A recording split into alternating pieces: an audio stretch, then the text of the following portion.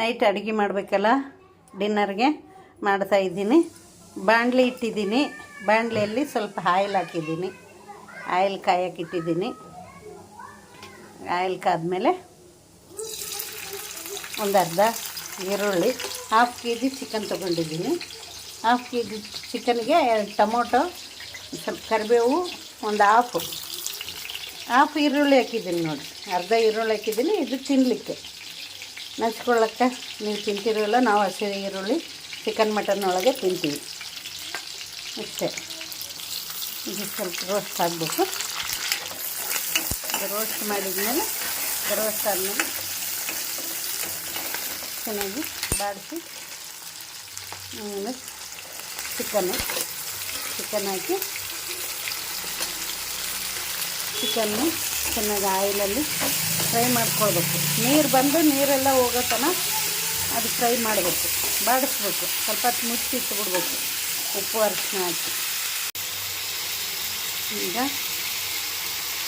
ಅರಿಶಿನ ಪುಡಿ ಹಾಕಿ, ಸ್ವಲ್ಪ ಅರಿಶಿನ, ಸ್ವಲ್ಪ ಹಳ್ಳುಪ್ಪು, ದಪ್ಪನ ಉಪ್ಪು 1 ಸ್ಪೂನಷ್ಟು. ನನಗೆ ಕೈ ಅಳ್ತಿನೇ ಇಷ್ಟ, ಕೈ ಅಳ್ತಿನೇ ನನಗೆ ಗೊತ್ತಾಗೋದು. ಹಾಕಿ ಇದನ್ನು ಚೆನ್ನಾಗಿ ಕಲಸಿ ಬೇಯಿಸೋಕ್ಕೆ ಬಿಟ್ಬಿಡ್ಬೇಕು. ಚೆನ್ನಾಗಿ ಕುದ್ಮೇಲೆ ಟೊಮೊಟೊ, ಖಾರ ಪುಡಿ ಹಾಕಿದರೆ ಚಿಕನ್ ರೆಡಿ. ಆದಮೇಲೆ ತೋರಿಸ್ತೀನಿ. ಇದು ಬೇಯಿಸೋಕ್ಕೆ ಬಿಡೋಣ. ಈಗ ಟೊಮೆಟೊ ಹಾಕಿದ್ದೀನಿ, ಮುಚ್ಚಿಬಿಟ್ಟು ಬೇಯಿಸೋಕ್ಕೆ ಬಿಡೋದು ಒಂದು 15 ನಿಮಿಷ. ಖಾರ ಪುಡಿ ಹಾಕಿದ್ದೀನಿ, ಧನಿಯಾ ಪುಡಿ ಹಾಕಿದ್ದೀನಿ. ಲಾಸ್ಟಿಗೆ ಕಸೂರಿ ಮೆಂತ್ಯ ಹಾಕೋದು. ಇದೆಲ್ಲ ನೀರು ಹಿಂಗಿದ ಮೇಲೆ ಆಯಿತಾ. ನೀರೆಲ್ಲ ಹಿಂಗ್ಕೊಂಡು ಹೋಗ್ಬಿಟ್ಟು, ನೀರೆಲ್ಲ ಹಿಂಗ್ಕೊಂಡು ಹೋದ್ಮೇಲೆ ನಾನು ಖಾರ ಜಾಸ್ತಿ ತಿಂತೀನಿ, ಸ್ವಲ್ಪ ಖಾರ ಜಾಸ್ತಿ ಹಾಕ್ಕೊಂಡಿನಿ. 3 ಸ್ಪೂನ್ ಹಾಕ್ಕೊಂಡಿನಿ. ನಿಮ್ಗೆ ಎಷ್ಟು ಬೇಕೋ ಅಷ್ಟು ಹಾಕ್ಕೊಳ್ಳಿ. ನಿಮಗೆ ಗ್ರೇವಿ ಬೇಕಂದರೆ ಇಷ್ಟೇ ಸಾಕು. ಸ್ವಲ್ಪ ಗ್ರೇವಿ ಇರುತ್ತೆ. ಕೊತ್ತಂಬರಿ ಬೇಕಾಷ್ಟು ಮಾಡಿಬಿಟ್ರೆ ಮುಗೀತು. ಕೊತ್ತಂಬರಿ ಜಾಸ್ತಿ ಹಾಕ್ಕೊಳ್ಳಿ, ಚೆನ್ನಾಗಿರ್ತೈತಿ ಟೇಸ್ಟು.